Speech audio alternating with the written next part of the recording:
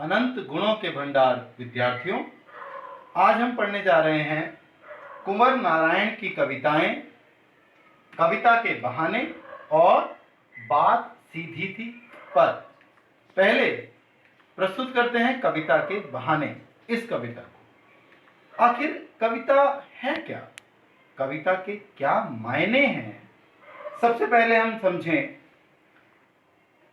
कुंवर नारायण जी कहते हैं, आजकल भले ही यह दुनिया पूरी तरह से यांत्रिकता और आधुनिकता की अंधी दौड़ में दौड़ने में व्यस्त और मजबूर क्यों न हो गई हो, फिर भी मनुष्य के हृदय से भावनाएं, संवेदनाएं, प्यार और लगाव न कभी भी समाप्त हुए हैं और न कभी भी समाप्त हो सकेंगे।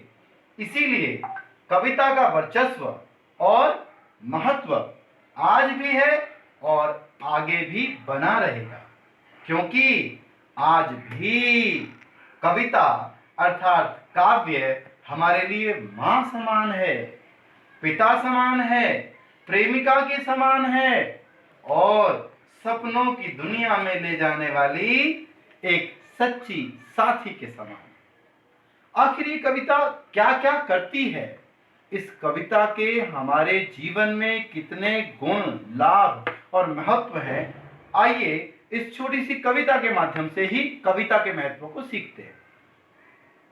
मां बनकर सही गलत बताती, अंगुली पकड़कर चलना सिखाती, कविता कभी पिता बन जाती, पालती पोसती सभ्य बनाती, कभी प्रेमिका बनकर कविता दुख हरती और सुख बरसाती, सपनों की दुनिया में घुमाती, कविता सुप्त जनों को जगाती, मन में छुपे हुए सुख दुख को देकर हवाई बाहर लाती, बिन कविता ऐसा ही जीवन ज्यों प्राणों बिन व्यर्थ है यह तन, इसीलिए कविता है जरूरी, आशाएं सब करती पूरी।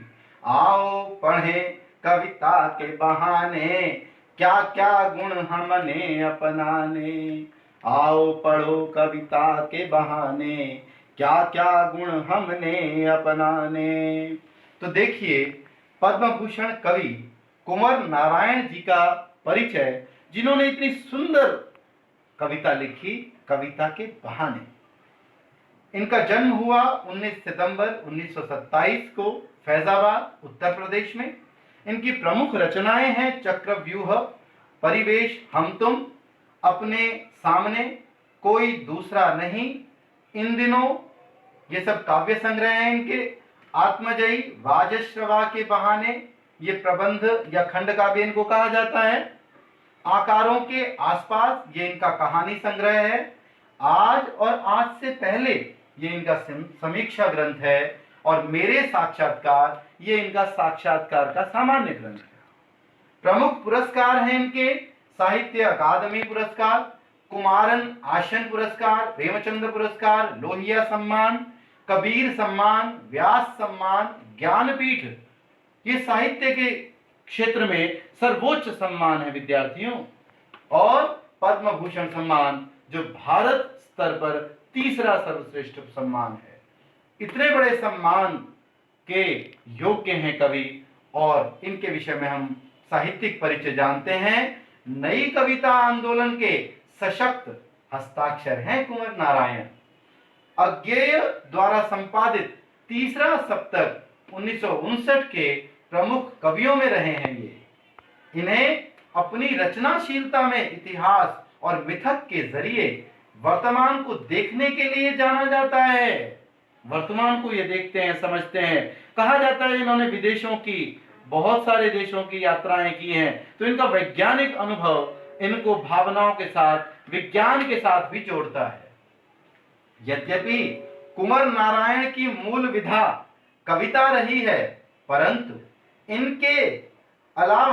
इसके अलावा उन्होंने कहानी, लेख व समीक्षाओं के साथ साथ सिनेमा रंगमंच और अन्य कलाओं पर भी बखूबी लेखनी चलाई है। इनकी कविताओं कहानियों का कई भारतीय और विदेशी भाषाओं में भी अनुवाद हो चुका है। आप पूरी तरह से नगर वाली संवेदना, नगर से संबंधित संवेदना के कवि हैं। वैयक्तिक और सामाजिक ऊहापोह, द्वंद्व का तनाव इनकी पूरी व्यंजकता के साथ इनके काव्य में सामने आता है। उनमें यथार्थ यानी वास्तविकता का खुरदरापन है। सच्चाई को ये साफ साफ बयां कर देते हैं और उसका सहज सौंदर्य भी हमारे सामने ये दिखाते हैं। कितनी विलक्षणता है इनमें, कवि में, कि ये वास्तविकता के साथ सुंदरता का बोध भी कराते हैं। आइए कविता के बहाने इस कविता का सार आप पढ़ेंगे बड़े ध्यान से। सार अर्थात कविता का प्राण।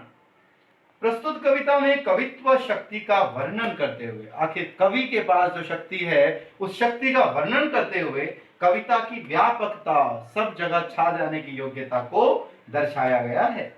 यह कविता तो एक प्रकार की यात्रा है जो चिड़िया और फूल से शुरू होकर बच्चे तक पूरी की गई है। प्रकृति के मनमोहक जीव चिड़िया की उड़ान और फूल के गुण तो सीमित हैं, अस्थायी हैं और भंगुर हैं। किंतु बच्चों के खेल, बच्चों की सामर्थ्य, बच्चों का उल्लास, उनकी कल्पनाएं, सपने, रचनात्मकता, भेदभाव की और द्वंद्व ना रहने की जो भावना है अर्थात अपनत्व की भावना, वो कविता की ही तरह व्यापक है, निस्सीम है, अपार है और अनंत संभावनाओं से युक्त है।